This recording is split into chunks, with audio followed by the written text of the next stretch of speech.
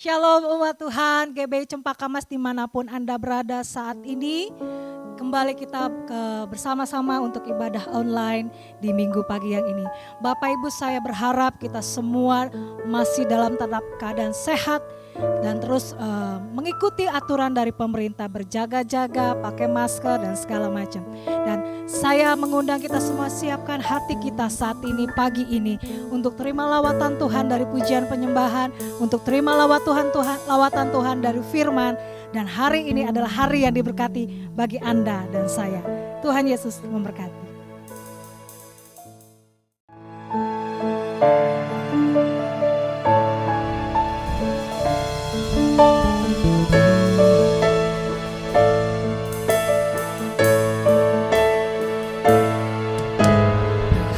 Hadir di bait kudusnya.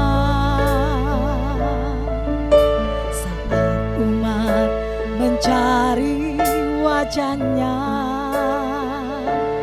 berseru, berdoa, sujud menyembah, dan menikmati kehadirannya. Tuhan mau dekat dengan umatnya.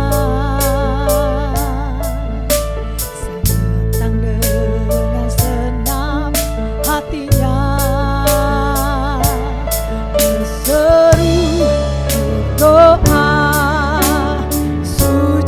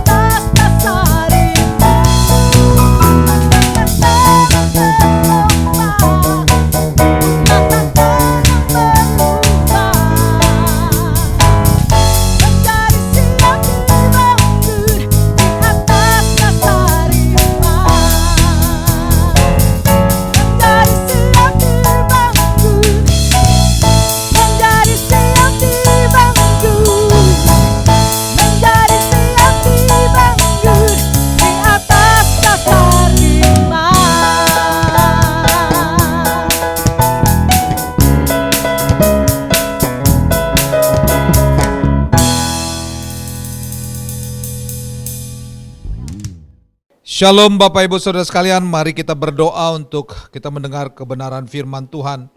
Tuhan, terima kasih buat kami boleh masuk dalam hadirat-Mu, memuji-Mu, menyembah Engkau. Di dalam roh dan kebenaran kami percaya Tuhan hadir di atas pujian kami. Ketika Engkau hadir maka kami akan mengalami terobosan dalam doa kami. Ketika Engkau hadir, Engkau akan membawa kami terus naik ke level demi level sesuai dengan apa yang Tuhan mau dalam kehidupan kami. Berkati kebenaran firman Tuhan, sebentar hamba akan sampaikan. Urapi kami semua baik di rumah masing-masing, dimanapun yang mendengar ibadah online pada pagi hari ini. Kami percaya terobosan, anugerah Tuhan turun atas setiap kami. Berfirman buat kami Tuhan dalam nama Yesus Kristus. Haleluya. Amin. Nah saudara ini kasih Tuhan, mari kita buka Alkitab kita di dalam 1 Samuel 1 ayat yang ke-27. 1 Samuel 1 ayat 27, saya baca buat saudara. Demikian firman Tuhan. Untuk mendapat anak inilah aku berdoa, dan Tuhan telah memberikan kepadaku apa yang ku minta daripadanya. Satu kali lagi. Untuk mendapat anak inilah aku berdoa, dan Tuhan telah memberikan kepadaku apa yang ku minta daripadanya. Saudara, saya kasih tema firman Tuhan buat kita di hari Minggu yang berbahagia ini. Doa membuat terobosan. Sekali lagi, doa membuat terobosan. Nah Bapak Ibu Saudara yang dikasih Tuhan, hari-hari ini kita diminta untuk terus berdoa. Kenapa perlu berdoa? Karena doa itu adalah nafas orang percaya. Doa itu adalah komunikasi saudara dan saya dengan Tuhan Sang Pemilik kehidupan. Doa kita mendengar tuntunan Tuhan. Dan doa itu penyerahan hidup kita sepenuhnya atas kepada kedaulatan Tuhan. Dan doa itu seperti doa Hana akan membawa terobosan dalam kehidupan Bapak Ibu dan saya. Nah Bapak Ibu yang dikasih Tuhan, kita hari-hari ini ya mungkin masih banyak yang belum beraktivitas karena masih terhambat dengan situasi dan kondisi. Ya sudah hampir berapa bulan, 4 bulan dari bulan Maret, April, Mei, Juni, Juli, dan kemudian kita sudah ada di bulan Agustus ini. Ya, saya percaya biarlah kita terus berdoa supaya doa membuat terobosan, membuka tingkap-tingkap anugerah Tuhan turun atas setiap kita. Kalau saudara membaca dalam kitab Daniel 10 ayat yang keempat sampai ayat yang ke-21, di situ dicatat bahwa utusan surga datang kepada Daniel ya, memberikan pesan dari surga melalui doa yang disampaikan, yang dinaikkan kepada Daniel. Berarti doa itu penting sekali. Nah, Hana juga berdoa, saudara. Dikatakan untuk mendapat anak inilah aku berdoa, dan Tuhan telah memberikan kepadaku apa yang ku minta daripadanya. Kita tahu Elkana itu punya 2 istri, satu Hana dan satu Penina.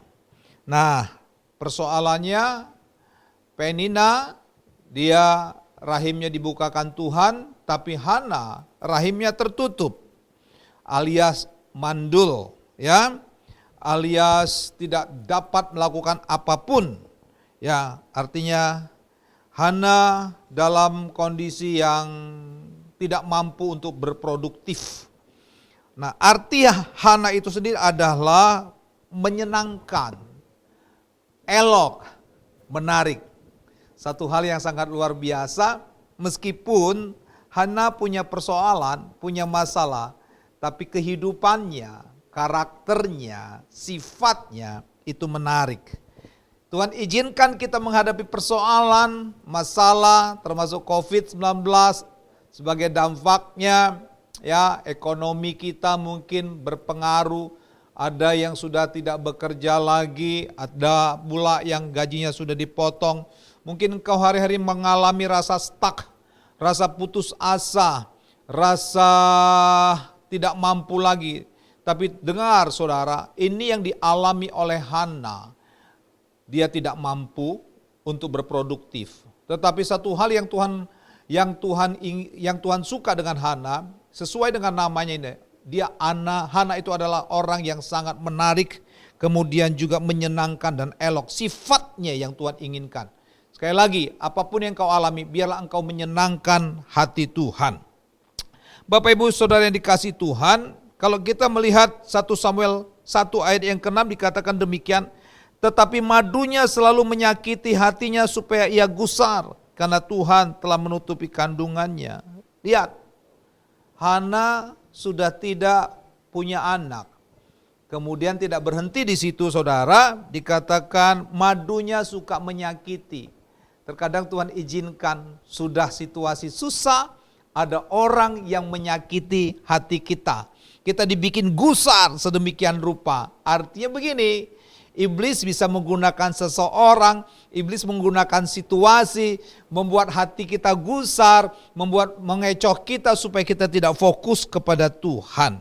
Ya, tidak sampai di situ saudara. Ayat yang ke-7 dikatakan yang sangat luar biasa. Ya, demikian terjadi dari tahun ke tahun setiap kali Hana pergi ke rumah Tuhan, Penina menyakiti hati Hana sehingga ia menangis dan tidak mau makan. Saudara, ya, kita sudah susah, disakiti hati, tapi ini yang sangat luar biasa. Di dalam ayat yang ke-10 dia katakan begini, dan dengan hati pedih ia berdoa. Lihat, walaupun hatinya pedih, tapi Hana terus datang kepada Tuhan dan berdoa kepada Tuhan sambil menangis terseduh-seduh. Sekali lagi, doa juga menjadi sarana untuk kita mengadu kepada Tuhan. Mungkin engkau sedang menghadapi persoalan, masalah, rasanya sudah mentok dalam kehidupan ini. Seperti Hana, sudah gak mampu lagi secara manusia. Dan kemudian ada orang lain membuat dia sedih, ada orang lain membuat hatinya gusar, ada orang lain membuat hatinya galau. Untuk menjegal rencana Tuhan dalam kehidupannya. Nah, yang hebat dari Hana, itu yang artinya Tuhan membuat hati Tuhan disenangkan. Hana terus datang kepada Tuhan dengan berdoa. Biarlah engkau tetap berdoa.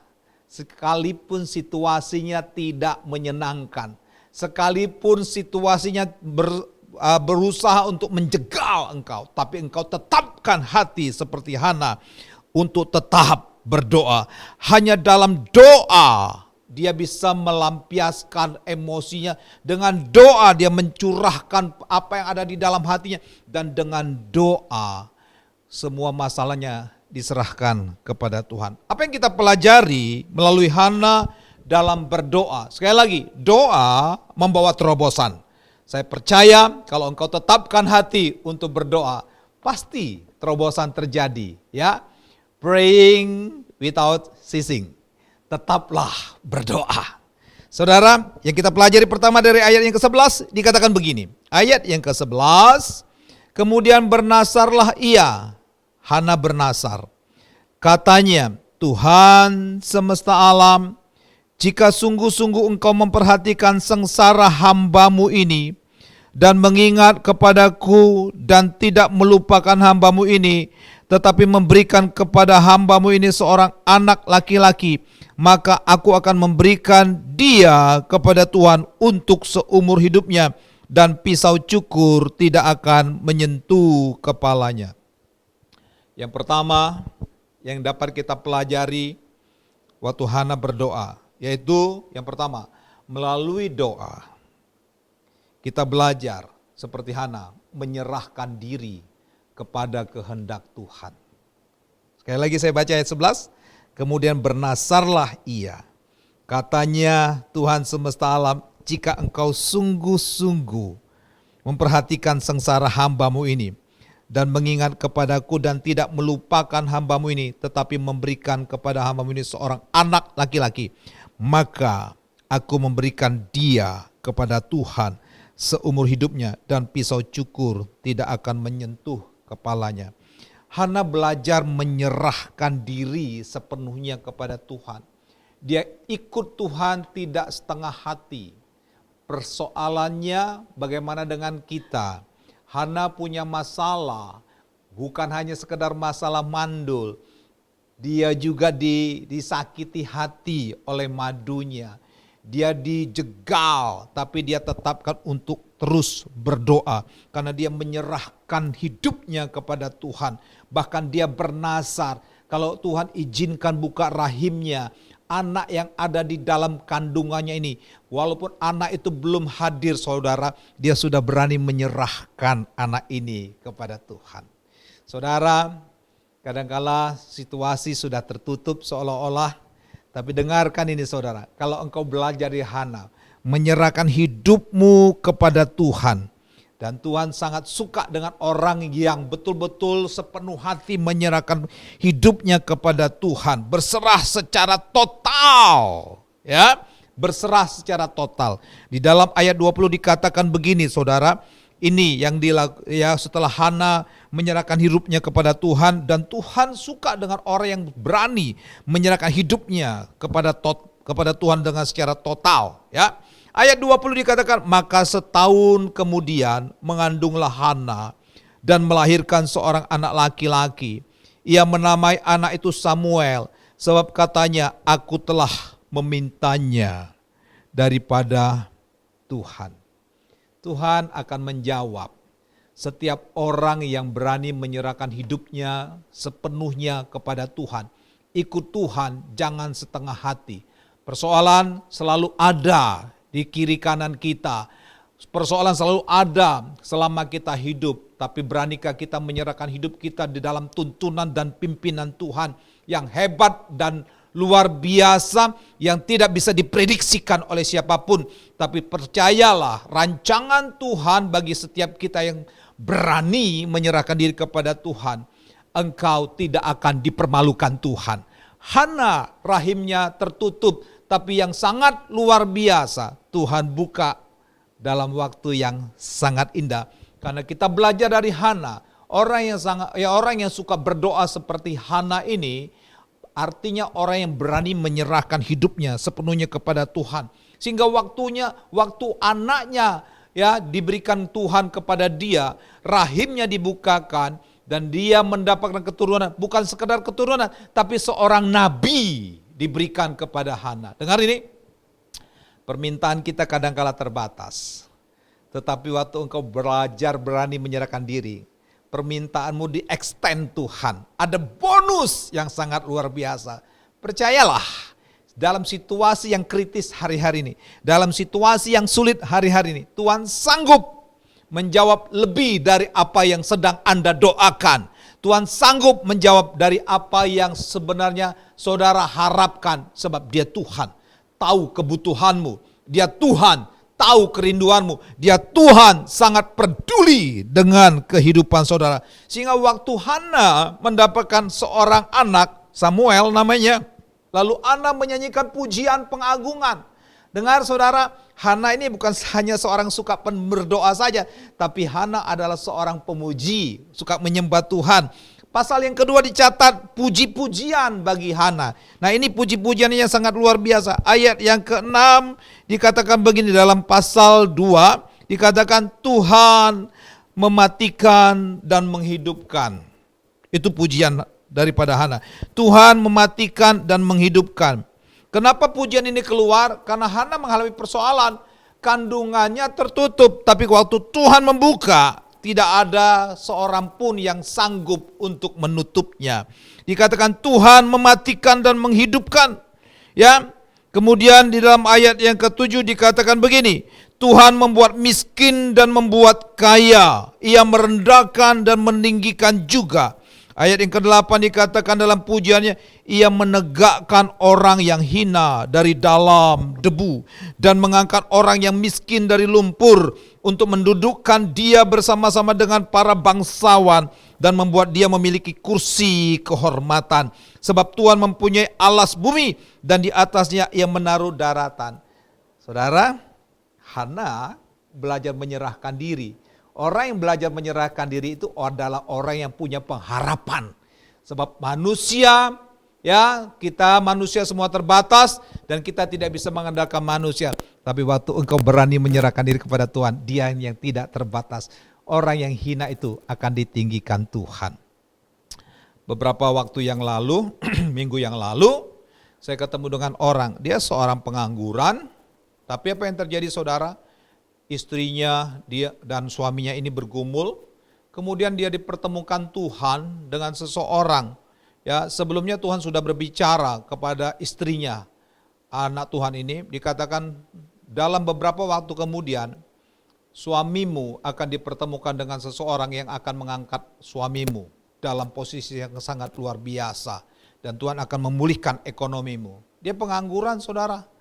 Dan tahu saudara, hitungan beberapa bulan setelah nubuatan itu keluar, suaminya dipertemu dengan orang. Tadinya suami ini hanya sekedar broker, ya, pengantara. Tapi yang sangat luar biasa, tiba-tiba dia mempertemukan pembeli dan penjual. Dan yang sangat luar biasa, dia dipercayakan untuk mengelola bisnis ini dan jadi direktur. Dan saya percaya demikian juga saudara dan saya. Tepat pada waktunya kalau engkau belajar menyerahkan diri, peninggian dari Tuhan akan datang dalam kehidupan saudara. Yang setuju katakan yes. Terima berkat Tuhan itu saudara. Nah, ayat yang ke-19 kita belajar dari 1 Samuel 1 ayat 19 dikatakan begini. Yang kedua, ayat 19 dikatakan, keesokan harinya bangunlah mereka itu pagi-pagi, lalu sujud menyembah di hadapan Tuhan. Kemudian pulanglah mereka ke rumahnya di Rama. Ketika Elkana bersetubuh dengan Hana, istrinya, Tuhan ingat kepadanya. Keesokan harinya bangunlah mereka pagi-pagi, lalu sujud menyembah di hadapan Tuhan. Doa membuat Hana tekun untuk tetap beribadah. Saudara, ayat yang ke-12 dikatakan begini, ketika perempuan itu terus-menerus berdoa di hadapan Tuhan, maka Eli mengamat-amati mulut perempuan itu. Artinya begini, doa itu membuat kita menjadi tekun untuk beribadah kepada Tuhan. Sekali lagi, doa itu memerlukan ketekunan, bukan hanya terus bertekun dalam doa, tapi tekunlah saudara dalam hari-hari ini mempelajari firman Tuhan, menghidupi firman Tuhan. Bukan sekedar membaca firman Tuhan, tapi merenungkan supaya dari perenungan firman Tuhan yang saudara lakukan hari lepas hari secara kontinuitas saudara, maka saudara akan mengalami terobosan, saudara akan mendapatkan pewahyuan, saudara akan menjadi segar dalam roh saudara. Saya teringat dalam kitab Lukas 18 ayat 1 dan 8, Yesus berkata begini saudara. Yesus berkata dalam Lukas 18 ayat 1, Yesus berkata bahwa kita harus berdoa dengan tidak jemu-jemu. Bahkan ayat yang ke-7 dari Lukas 18 berkata begini, tidakkah Allah membenarkan orang-orang pilihannya yang siang malam berseru kepadanya. Jadi kalaupun kita terbatas untuk melakukan aktivitas, tapi jangan batasi hubungan saudara dengan Tuhan. Tetap beribadah, tetap berdoa, tetap merenungkan firman Tuhan. Maka engkau akan lihat terobosan terjadi di dalam kehidupan saudara. Orang yang terus-menerus mencari Tuhan, mencari wajah Tuhan, suatu saat akan ketemu dengan Tuhan, sang pemilik kehidupan. Seperti Daniel saudara, 3 kali sehari dia berkomitmen untuk terus memuji menyembah Tuhan. Ada masalah, tidak ada masalah, dia terus berkomitmen untuk tetap setia, untuk tidak main-main dengan Tuhan. Ikut Tuhan memang perlu bayar harga. Ikut Tuhan memang harus kita sungguh-sungguh. Saudara diizinkan masalah, itu pertanda Tuhan sedang sayang kepada saudara. Covid ini membuat situasi segala sesuatu berubah. Tapi hatimu jangan berubah. Semakin hari semakin setia, semakin hari semakin taat dengan Tuhan. Dan mata Tuhan sedang menjelajah ke seluruh muka bumi untuk mencari orang yang sungguh-sungguh hati mencari wajahnya. Biarlah saudara ditemukan Tuhan. Di rumahmu waktu engkau setia beribadah, di rumahmu waktu engkau setia mempelajari firman Tuhan, dan terobosan akan terjadi. Dalam 2 Petrus 3 ayat 9 dikatakan Tuhan tidak lalai menepati janjinya. So, jangan khawatir. Dompetmu mungkin semakin hari semakin menipis, tapi imanmu jangan seperti dompetmu yang menipis. Yang setuju katakan yes. Ya. Tuhan sanggup mengubah segala sesuatu. Dia bisa membalikkan situasi dan kondisi. Biarlah hatimu ditemukan Tuhan. Engkau tetap setia beribadah, engkau tetap tekun. Dan doa membuat kita semakin hari semakin tekun dan beribadah kepada Dia. Amin. Poin yang ketiga saudara. Poin yang ketiga dalam 1 Samuel 1 ayat yang ke-27 dikatakan sekali lagi begini. 1 Samuel 1 ayat 27. Untuk mendapat anak inilah aku berdoa. Dan Tuhan telah memberikan kepadaku apa yang kuminta daripadanya. Saudara, doa dan ibadah membuat kepercayaan kepada Tuhan semakin teguh dan tak tergoyahkan. Saudara, manfaat doa itu luar biasa.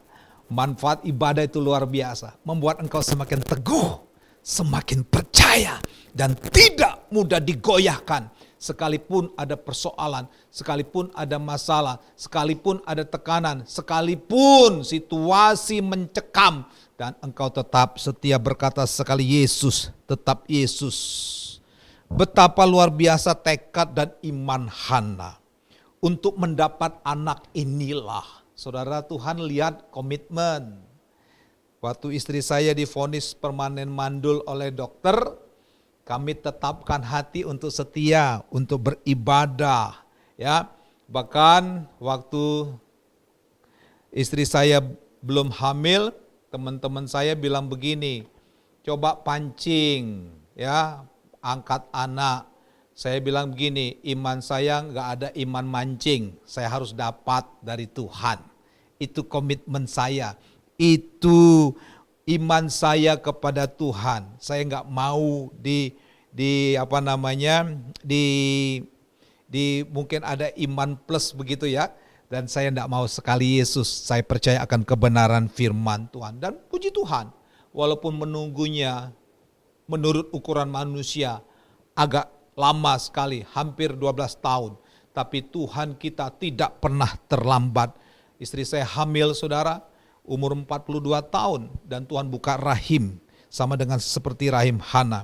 Ya, suatu kebulatan tekad dengan harapan dan tujuan bahwa Tuhan sanggup membuka jalan bagi yang tidak jalan. Itulah Tuhan. Saya teringat bagaimana bangsa Israel waktu dia dikepung dari belakang oleh tentara Firaun, pasukan perang dari Firaun untuk membantai habis, ya, genocide bangsa Israel, ya, akan keluar dari Mesir. Di seberang mereka, di depan mereka ada laut Teberau, sepertinya tidak ada jalan. Tapi Tuhan kita tidak kehabisan akal. Dia Tuhan yang sanggup menerobos dalam kehidupan saudara dan saya. Dan situasi yang ada biasanya Tuhan pakai. Tuhan berkata kepada Musa, apa yang ada pada kamu? Cuma tongkat. Apa yang ada padamu? Serahkan kepada tongkat. Dengan tongkat itu dia sanggup membelah laut Teberau. Dengan apa yang kepadamu? Yang ada padamu adalah imanmu kepada Tuhan yang sanggup mengubah segala sesuatu. Yang sanggup membuat yang tidak ada menjadi ada. Itulah kekuatan kita bersama-sama dengan Tuhan.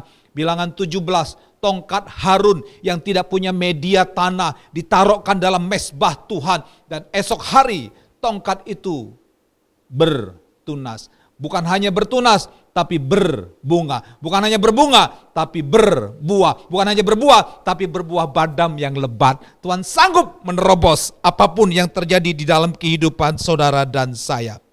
Satu kebulatan tekad, supaya iman kita tidak goyah. Setelah itu apa yang terjadi saudara dengan Hana? Waktu dia mendapatkan anaknya, dia suka memuji menyembah Tuhan.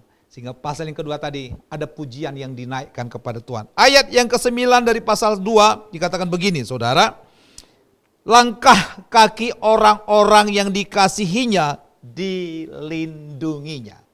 Saudara, waktu engkau berjalan, engkau sertai dengan kebenaran firman Tuhan, maka saya percaya imanmu semakin hari semakin kuat.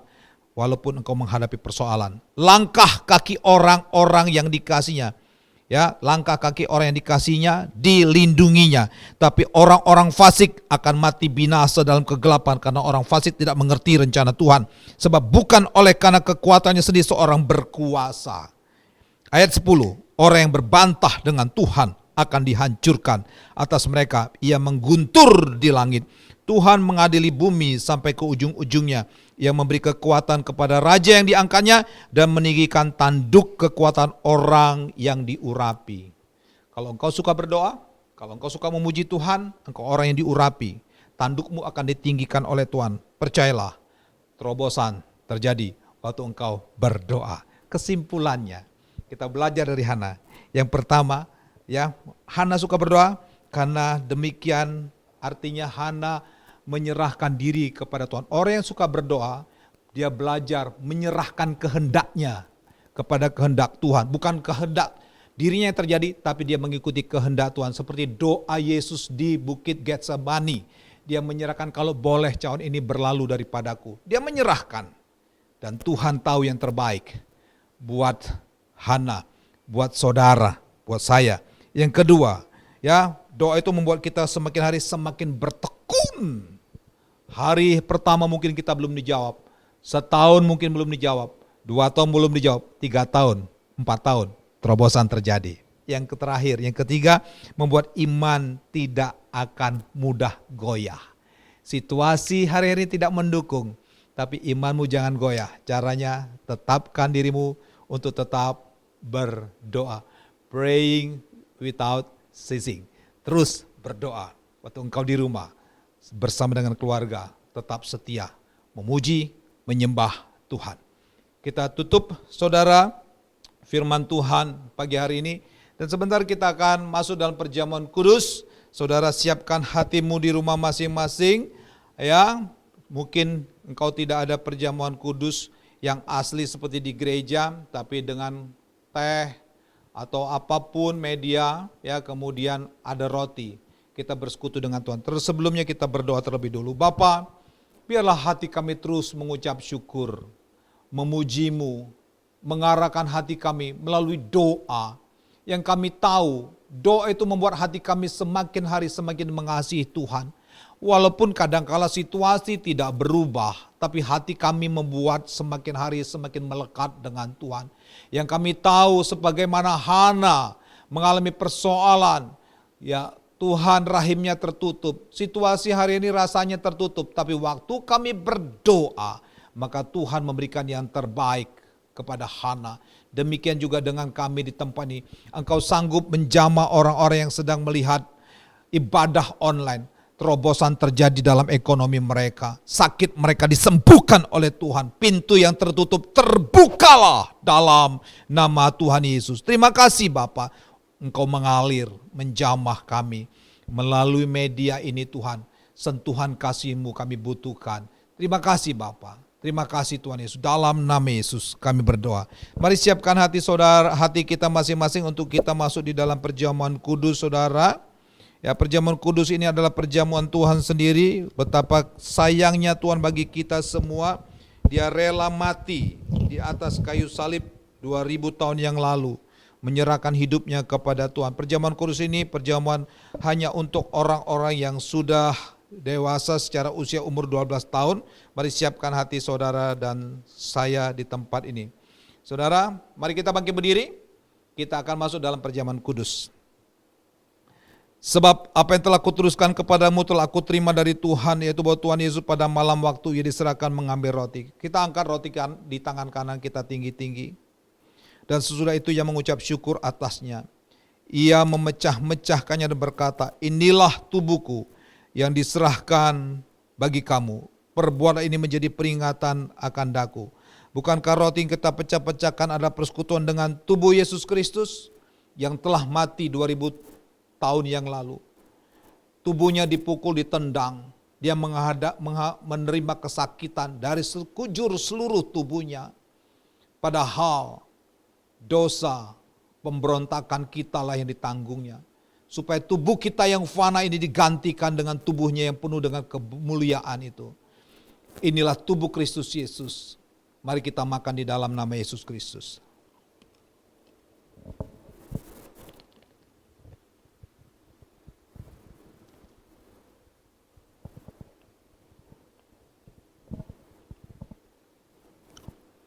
Kita angkat cawan anggur di tangan kanan kita tinggi-tinggi.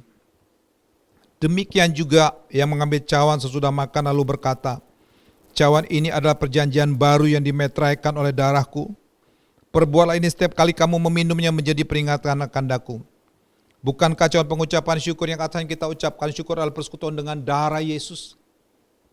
Darah yang tertumpah. Mulai dari kepala, tangannya yang dipaku mengeluarkan darah. Bahkan kakinya pun dipakukan di salib. Dan tidak hanya berhenti di situ. Lambungnya pun ditombak, keluar darah dan air. Dan di atas kayu salib, dia berkata, sudah selesai. Persoalanmu sudah selesai. Seperti Hana, persoalannya sudah selesai. Melalui kematian Yesus Kristus, diganti dengan kehidupan. Waktu Yesus disalib, dia sedang menanggung segala kutuk. Bahkan kutuk kemandulan pun ditanggung di atasnya. Kutuk sakit penyakit ditanggung di atasnya. Kutuk dosa, maut ditanggung di atasnya. Semua kutuk ditimpakan kepada Yesus Kristus. Supaya tubuh kita yang terkutuk itu diganti dengan tubuh yang kemuliaan. Yang lama sudah berlalu. Dan yang baru adalah anugerah melalui Kristus Yesus. Dengan penumpahan darahnya di atas kayu salib, atas setiap kehidupan kita orang-orang percaya. Inilah darahnya yang menggantikan maut menjadi penuh dengan kemuliaan. Mari kita minum di dalam nama Yesus. Kita ucapkan syukur kita kepada Tuhan. Bapa, terima kasih atas anugerah-Mu, atas berkat-Mu, atas kebaikan-Mu. Melalui perjamuan kudus, kami diingatkan untuk kami tetap setia, tetap taat. Melalui perjamuan kudus ini, kami diingatkan betapa Tuhan sayang kepada kami. Di bulan yang baru, di bulan Agustus ini, di bulan yang penuh dengan kemerdekaan ini, kami mengalami kemerdekaan yang datang dari Tuhan. Terima kasih Bapak, berkati setiap umat-Mu dimanapun kami berada. Di dalam nama Yesus, sama-sama kita katakan, amin. Tuhan Yesus memberkati kita semua.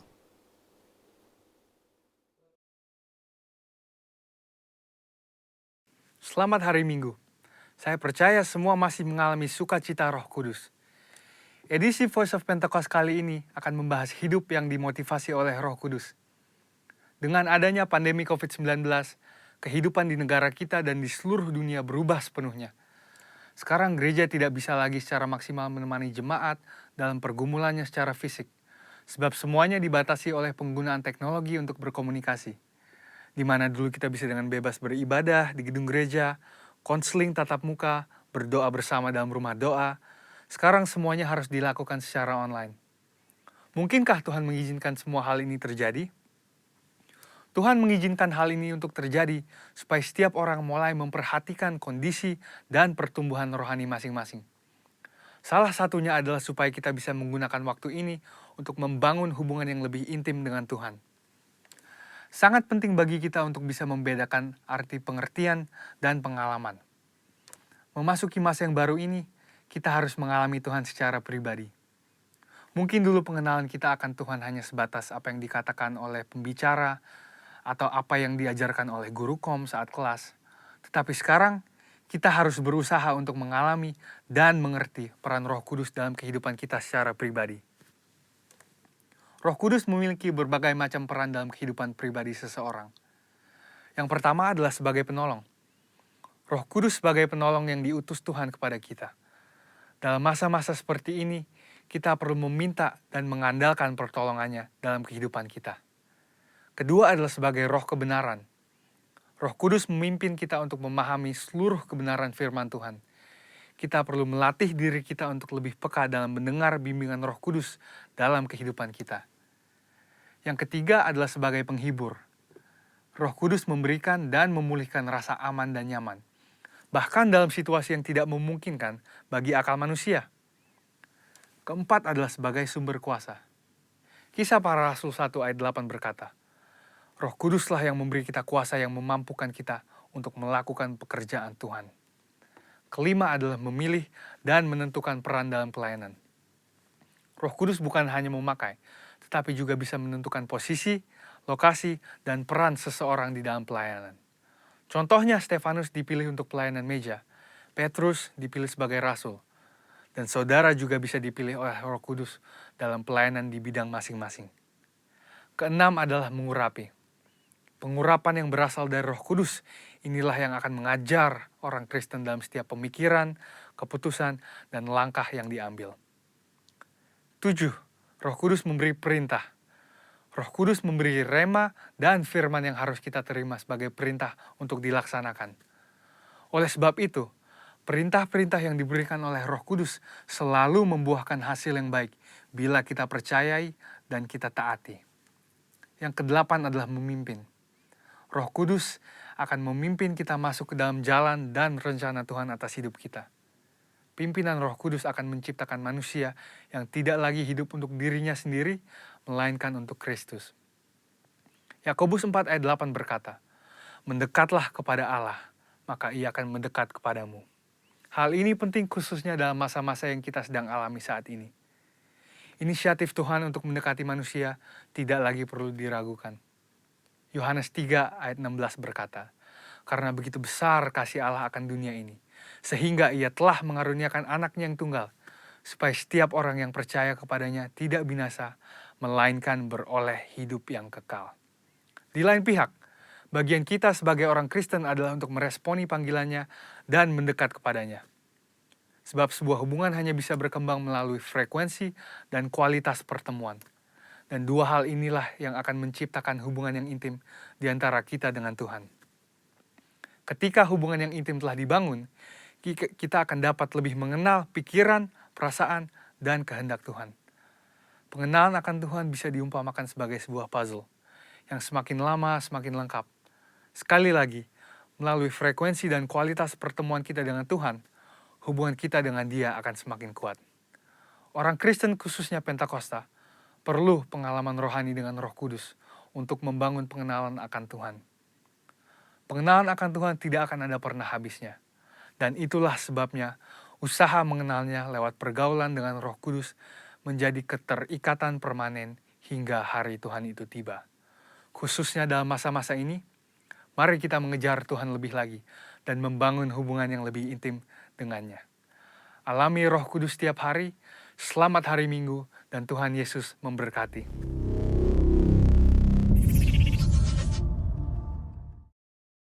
Bapak Ibu terkasih, pengumuman minggu ini kita tidak terlalu banyak perubahan.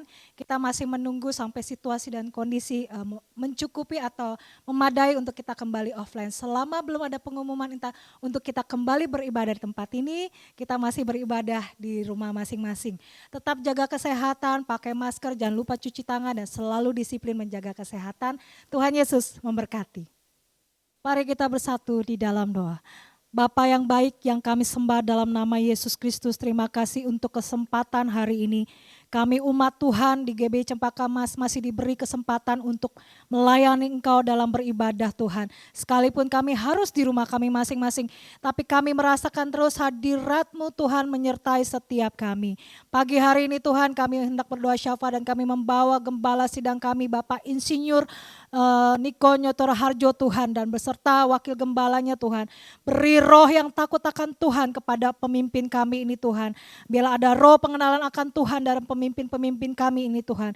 Kebijaksanaan Tuhan ada atas mereka Tuhan dalam mengembalakan umatnya di bawah naungan GBI Tuhan. Dan juga Tuhan untuk gereja kami ini Tuhan, Engkau juga memberkatinya Tuhan. Seluruh umat yang bernaung di bawah GBI Cempaka Mas, kiranya mata Tuhan terus memandang kepada kehidupan kami. Tangan Tuhan terus menjagai kehidupan kami Tuhan. Kami juga berdoa Tuhan untuk hamba-Mu yang telah menyampaikan kebenaran firman-Mu. Pakai hamba-Mu lebih dahsyat dan lebih heran lagi. Biar setiap yang keluar dari mulut bibirnya adalah yang Engkau kehendaki, adalah yang Engkau urapi. Supaya dalam setiap firman yang keluar, firman itu mengubahkan setiap kami yang mendengar.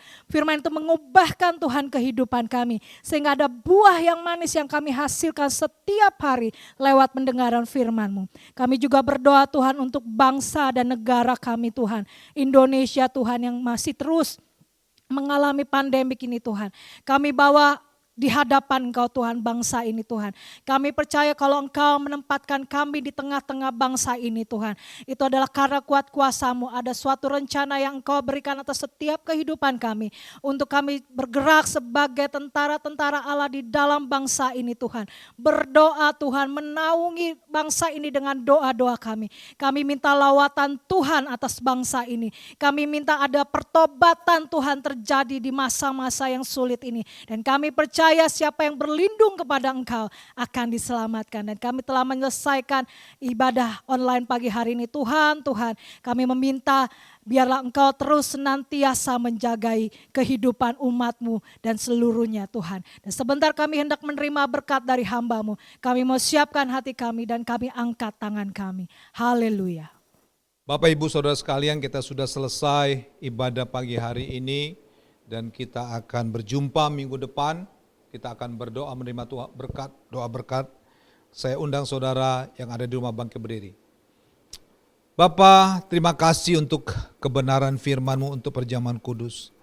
Kami selesai ibadah kami pada pagi siang hari ini.